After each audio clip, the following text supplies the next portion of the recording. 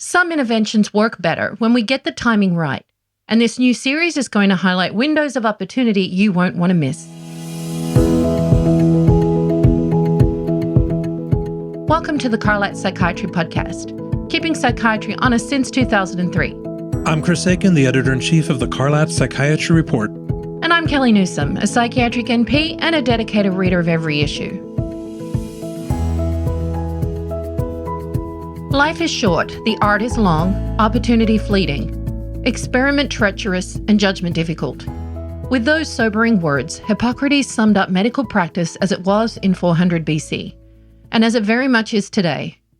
In the next few episodes, we're going to focus on those fleeting opportunities where you might just save a life, if you act with good speed.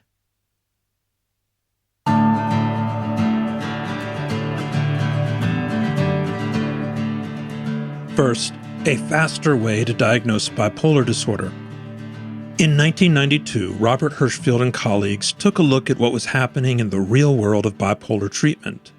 They surveyed 500 members of DBSA, the Depression and Bipolar Support Alliance, which was known back then as the National Depressive and Manic Depressive Association. And what they found was pretty discouraging. Only 1 in 3 got diagnosed correctly in their first year of treatment, and 34% waited another 10 years to get accurately diagnosed. 10 years later, Dr. Hirschfield's group ran the same survey to see if things had changed, but the results were nearly identical. This time, Hirschfield took action. He developed a brief screening instrument that tallied 13 symptoms of mania on paper. Called the Mood Disorder Questionnaire, or MDQ, it enjoyed widespread use. When this screening instrument was positive, it was often right, with a 79% specificity, which rivals the accuracy of the average psychiatric interview. But the MDQ scale missed a lot of cases that turned out to actually have bipolar disorder, and these false negatives dragged its sensitivity for picking up on the diagnosis, which is what a screening instrument is supposed to do, down to 66%. That's interesting, because in practice, I hear a lot more talk about false positive than false negatives. I mean, clinicians tell me about patients who scored high, but they don't think they have bipolar disorder. I rarely hear about patients who scored low when they actually had the disorder. Yeah, and when we look at the statistics on this MDQ, we really ought to be thinking the opposite way. I mean, it's when the score is low that we ought to doubt the test, as the test is going to miss 34% of cases when the score is low. And when the score is high, and we think they don't have bipolar, well, we ought to doubt ourselves, because there's a 79% chance that the test is right and we are wrong. And all of these problems, including how people use it, might explain why the numbers still didn't budge, even as many practices adopted screening instruments for bipolar into their new patient forms, something the FDA recommends, by the way, in prescribing information for all antidepressants. But all of those screening efforts didn't move the needle. Across 20 studies, the average delay between starting treatment and getting the diagnosis right for bipolar is 7 years, and it's even longer in children, 15 years. Here's why that matters. Most of these cases are misdiagnosed as depression or anxiety and given antidepressants. And antidepressants worsen the course of bipolar disorder, particularly when they are used without a mood stabilizer. A lot of this data is observational, but when it comes to controlled trials, we have pretty good evidence antidepressants raise the risk of rapid cycling over the long term. Moving down the evidence ladder to the observational, there's 2 phenomena you ought to be aware of besides the well-known one of acute antidepressant-induced mania. The first is antidepressant-induced treatment resistance. The more antidepressant trials a patient with bipolar is exposed to, the greater their risk of developing resistance to all treatments. This is a hard one to untangle, as it may be that patients with poor prognostic factors end up on multiple antidepressant trials to begin with. But a study from J. Amsterdam's group that adjusted for confounding variables suggests the opposite causation, that the antidepressants may be causing treatment resistance in bipolar. And J. Amsterdam doesn't have an axe to grind on this one. He's one of the leading proponents of antidepressants in bipolar disorder. The second is the ACID syndrome, which stands for antidepressant-associated chronic irritable dysphoria. It was first reported in 2005 as part of the STEP-BD trial, where Rif El Malika and colleagues noticed that bipolar patients in this observational trial who took antidepressants for more than a year were 10 times more likely to develop an insidious, low-grade symptoms of dysphoria, irritability, and middle insomnia. It almost looked like a personality disorder. This doesn't happen to everyone. ACID is seen in about 1 in 7 patients with bipolar disorder on long-term antidepressants. And we can't say for sure that antidepressants are the cause. For that, we'd need controlled trials.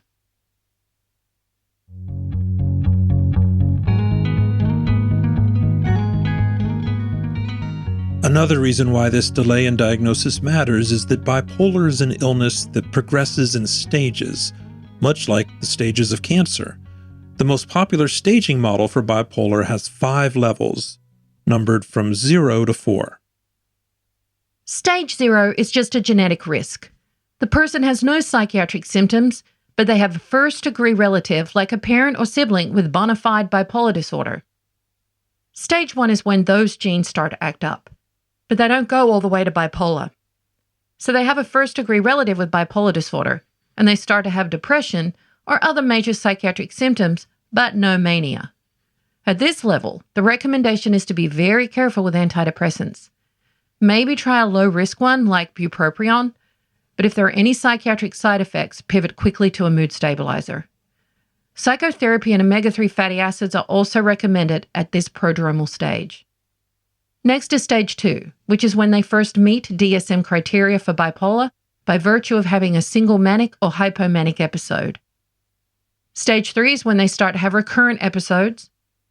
Stage 4 is when those episodes become unremitting with frequent symptoms or rapid cycling over at least 2 years. As patients progress from one stage to the next, some unfortunate patterns emerge. Their cognition gets worse. By stage 4, most patients have enough cognitive problems that they aren't able to function well, even if they aren't manic or depressed. On brain imaging studies, we see more degeneration, and their episodes become more autonomous. They come on independent of stress, as if kindled by some habit in the brain. Once patients move up in the stages, it's hard to move back down. So the goal in bipolar treatment is to keep patients from climbing up this neuroprogressive ladder. Last year, researchers in Milan and Miami used a staging model to see how 100 bipolar patients progressed over 10 years. After 3 years, the majority, 86% of the patients, had progressed from stage 2 to stage 3. Remember, they all start out at stage 2 because that's the first diagnosis of bipolar. So they went from new onset bipolar to recurrent episodes within 3 years. And by 5 years, 97%, nearly all of them, had made this transition to recurrent bipolar disorder. Now, once they have recurrent episodes, the risk is that they're going to develop unremitting episodes, stage 4. After 5 to 8 years, a third of the patients who had recurrent episodes went on to this stage of unrelenting episodes in stage 4. So what we're gathering there is that if you're in treatment for bipolar, after about 3 years, you're probably going to start to have recurrence. And after about 5 to 8 years, not always, but about a third will progress to the more severe form. Now, here's another way to look at the cutoff of timing when things have progressed to a level that's hard to go back from. Here we're talking about a cutoff of number of episodes, not years. And the cutoff here is somewhere between 5 and 10 episodes. That is when treatment resistance starts to set in bipolar disorder. This comes from a study that compared response rates in people who had fewer than 5 episodes versus those who had had 10 or more episodes. And there was a big difference in responses to all phases of the illness, whether we're talking about acute mania, acute depression, or maintenance and prevention. All of these figures are for people who are in treatment for bipolar. But in this podcast, we're worried about the ones who don't get diagnosed for 7 years. What happens to them? Well, what we know from Robert Hirschfield's study is that during the delay in diagnosis, 80% had relationship problems, 70% had job or school problems, 55% financial difficulties, and 37% developed substance use disorders. Maybe they would have had this anyway, but after they got the right diagnosis and started treatment for bipolar, those awful numbers dropped by 30 to 70%.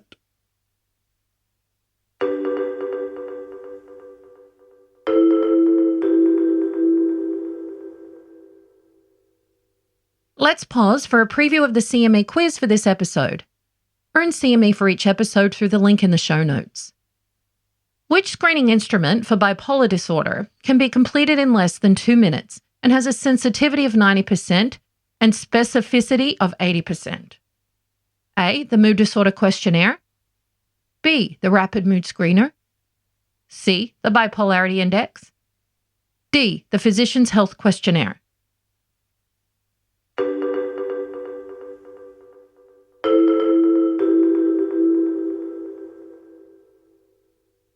Putting all of this and a lot of other research together, I can only take a rough stab at the window of opportunity for diagnosing bipolar disorder where you want to catch it before things get out of hand. I'd guess that it's within 1 to 3 years of the first manic or hypomanic episodes. Or a better way of looking at that might be the number of episodes. Things start to change after about 3 to 5 episodes in my experience, and that's pretty consistent with the study I just quoted earlier. After that, the patient is not as easy to treat, and like Kelly said, their episodes start to have a life of their own coming on regardless of whether there's a stress. To refine that further in terms of polarity, I'd really place the cutoff at 2 episodes for mania or 3 episodes for depression. It's after those cutoffs that things start to go downhill for the patient. But more important is what you can do to prevent them from reaching that point. And that starts with an accurate diagnosis. For the past 10 years, Dr. Aiken has been recommending the Bipolarity Index. It's a diagnostic instrument developed by Gary Sachs at Mass General and a panel of bipolar experts. It includes symptoms, but unlike other screeners, it goes beyond symptoms to rate other markers of the illness, like age of onset. Bipolar is more likely if the mood problems began between age 15 to 20. And family history. The more genetic loading, the more likely the bipolar. And treatment response? When people get more irritable, anxious, or depressed on antidepressants, it's a strong sign of bipolar, even if they don't develop full mania. Postpartum depression, psychotic depression, atypical depression, recurrent depression, anxiety disorders, and substance use disorders are all soft signs of bipolar disorder that add a few points on this 100-point scale. Dr. Aiken ran the validation study of this tool, and he found it had much better accuracy than any of the symptom-based screeners. The Bipolarity Index scored an unprecedented 90% for both sensitivity and specificity. And you can find it at chrisaikenmd.com/bipolarity index. I have an obvious bias toward the Bipolarity Index, but that is not the tool that we're going to recommend today. In 2021, Roger McIntyre and colleagues developed a shorter version of the Bipolarity Index, whittling down its 50-odd items to the ones that have the highest yield and converting it from a clinician-rated scale to a patient-rated screener that can be completed in less than 2 minutes. When I read that in the study, I didn't believe it, but when I give this new scale to patients, they've usually finished it by the time I open up my EMR box to put the data in. Well, maybe that says something more about the speed of EMRs. The tool is called the Rapid Mood Screener, and it has sensitivity and specificity that comes close to that of the Bipolarity Index, 90% sensitive and 80% specific. And that is what you want in a screener. You want it to be more sensitive to pick up on a lot of cases because you're never going to rely on a screener for the diagnosis. You're going to need to confirm those positives with a structured interview for past manias and hypomanias, or you could confirm it with the Bipolarity Index, which is really a diagnostic tool, not a screening tool. The Rapid Mood Screener has just 6 items. Some of them are symptom-based, and others are historical markers like age of onset or response to antidepressants.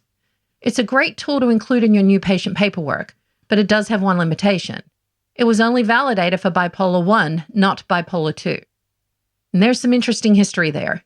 The validation study was funded by the makers of cariprazine, a medication that's approved in bipolar 1.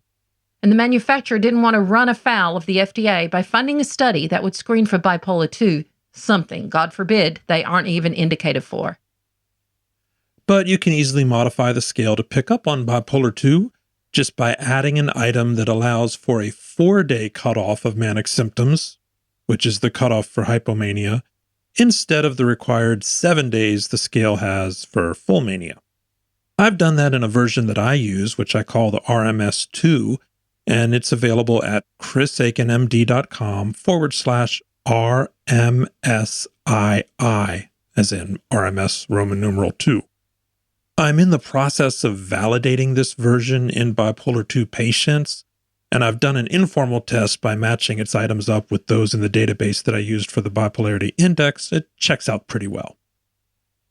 The bottom line, bipolar is a disorder that gets worse with most of the mainstream psychiatric treatments like antidepressants and stimulants. And if you keep on doing what we've all been doing, your patients are going to wait 7 years to get the diagnosis right. Think you're immune to those stats? Remember the law of averages, that the average person thinks they are above average. Don't let intuition and undue confidence be your guide. Use a screening instrument for every patient, at least the MDQ, and you'll get even better odds with the rapid mood screener.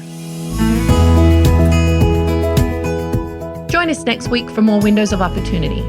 Read the full articles and earn CME credits at thecarlatreport.com, where we have a special offer for our podcast listeners. You can get $30 off your first year subscription with a promo code podcast. That helps us stay free of influence from the pharmaceutical industry and bring you unbiased information you can trust.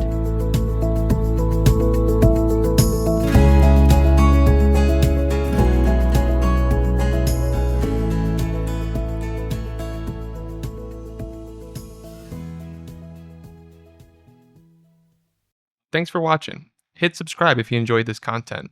And to earn CMEs for listening, head on over to thecarlatreport.com/podcast.